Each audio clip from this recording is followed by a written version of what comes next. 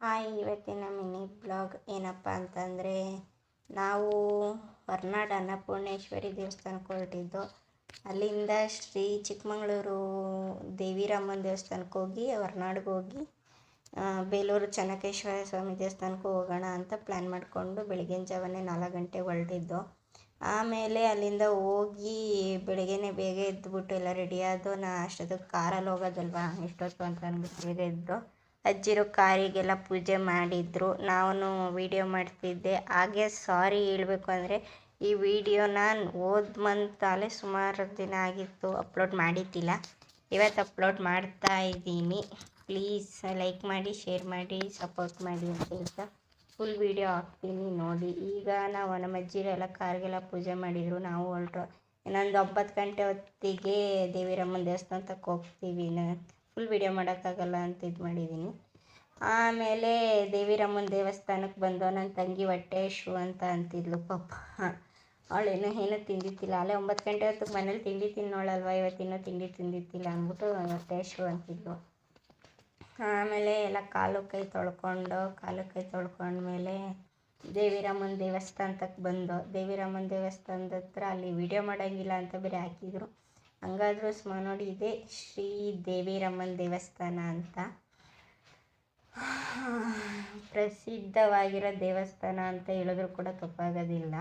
ಹಾಗೆ ಈ ದೇವಿರಮ್ಮನ ದೇವಸ್ಥಾನಕ್ಕೆ ಬರೋಕ್ಕೆ ಕಾರಣ ಏನಪ್ಪ ಅಂತಂದರೆ ನಮ್ಮ ಅಜ್ಜಿ ನಮ್ಮ ತಾತ ಮನೆದೇವ್ರಿದು. ಬರಬೇಕಾಗಿತ್ತು, ಅವ್ರು ಒಂದು ಸತಿನೂ ಬಂದಿದ್ದಿಲ್ಲ ಅಂತ ಅಂದ್ಬಿಟ್ಟು ನಾವು ಬಂದಿದ್ದು. ಈಗ ನಮ್ಮ ಅಜ್ಜಿ ಮೊಡ್ಲಕ್ಕಿ ಎಲ್ಲ ತಂದಿದ್ರಲ್ಲ, ಮೊಡ್ಲಕ್ಕಿ ಎಲ್ಲ ರೆಡಿ ಮಾಡಿದೆ ನಾನೇ ಕೂತ್ಕೊಂಡು. ನಮ್ಮ ಅಜ್ಜಿಗೆಲ್ಲ ರೆಡಿ ಮಾಡಿಕೊಟ್ಟೆ. ಆಮೇಲೆ ಎಲ್ಲ ಪ್ರದಕ್ಷಿಣೆ ಹಾಕಬೇಕು ಅಂತ ಅಂದರು.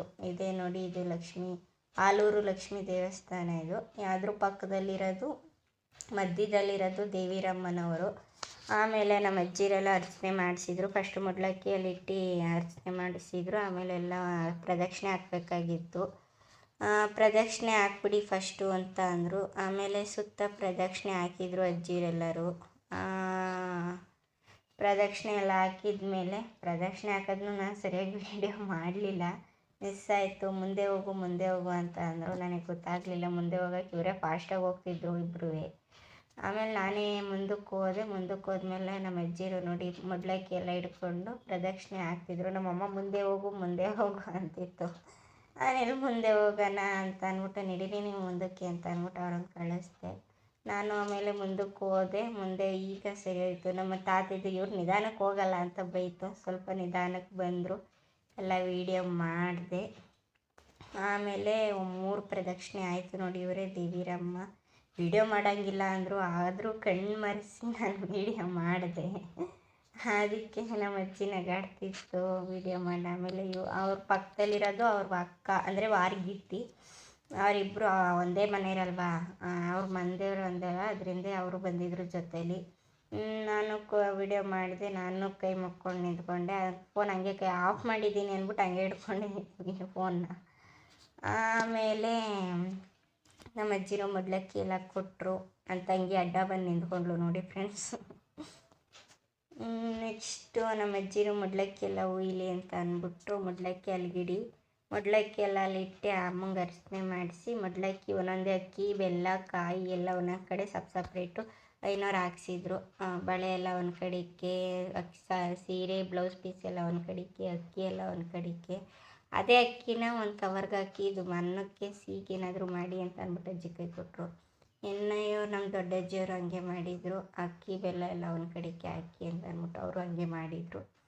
ಇನ್ನು ಎಲ್ಲ ಆಯಿತು. ಪೂಜೆ ಮಾಡಿಸ್ಕೊಂಡು ಹೊರಡೋಣ ಅಂತ ಅಂದ್ಬಿಟ್ಟು ಇದು ಮಾಡ್ತಿದ್ದು. ನಾನು ಪಕ್ಕದಲ್ಲೇ ನಿಂತ್ಕೊಂಡೆ.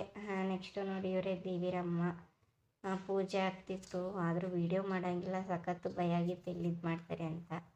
ಆದ್ರೂ ಕಣ್ಣು ಮರೆಸಿ ಮಾಡಿದೆ. ನನ್ನ ತಂಗಿ ಇಲ್ಲೇ ನಿಂತಿದ್ಲು. ನಮ್ಮ ತಾತ ನಮ್ಮ ಅಜ್ಜಿ ಎಲ್ಲ ಎಷ್ಟು ಚೆನ್ನಾಗಿ ರೆಡಿಯಾಗಿ ಬಂದಿದ್ದು. ಇನ್ನು ನಮ್ಮಮ್ಮ ಅಂತೂ ಬೇಡ, ನಾನು ನೋಡ್ಕೊಂಡು ಸುಮ್ಮನೆ ನಿಂತಿತ್ತು. ನಾನು ಕೂಡ ಕೈ ಮುಕ್ಕೊಂಡು ನಿಂತ್ಕೊಂಡೆ. ನನ್ನ ಮನಸ್ಸಲ್ಲಿರೋದು ಕೇಳ್ಕೊಂಡಿದ್ದೀನಿ. ಆಗುತ್ತೋ ಇಲ್ವೋ ನೋಡೋಣ.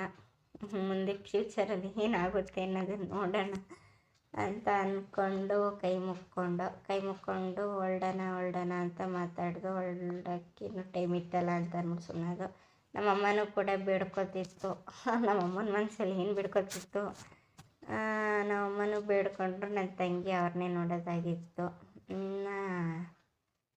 ನಮ್ಮ ಅಜ್ಜಿರಲ್ಲಿ ನಮ್ಮ ತಾತ ನೋಡಿ ಓಡಾಡ್ತೈತೆ. ಆದರೆ ದೇವಸ್ಥಾನ ಫ್ರೆಂಡ್ಸ್ ತುಂಬ ಪ್ರಸಿದ್ಧವಾಗಿರೋ ದೇವಸ್ಥಾನ ಅಂತಲೇ ಹೇಳ್ಬೋದು. ಅಷ್ಟು ಸಿದ್ಧಿಯಾಗಿದೆ ದೇವಸ್ಥಾನ, ಅಷ್ಟೇ ಇದಾಗಿದೆ. ನಾನು ಕೂಡ ಸರ್ಚ್ ಮಾಡಿ ನೋಡಿದ್ಮೇಲೆ ಗೊತ್ತಾಗಿದ್ದು ಶ್ರೀ ದೇವಿರಮ್ಮನ ದೇವಸ್ಥಾನ. ಇದು ಬರೀ ಅಲ್ಲೇ ಊಡಿರೋದು. ಇವರು ಪ್ರಸಿದ್ಧವಾಗಿರೋದು ಬೆಟ್ಟ. ಒಂದಿನ ಫುಲ್ ಬೇಕು ಆ ಬೆಟ್ಟ ಹತ್ತಕ್ಕೆ.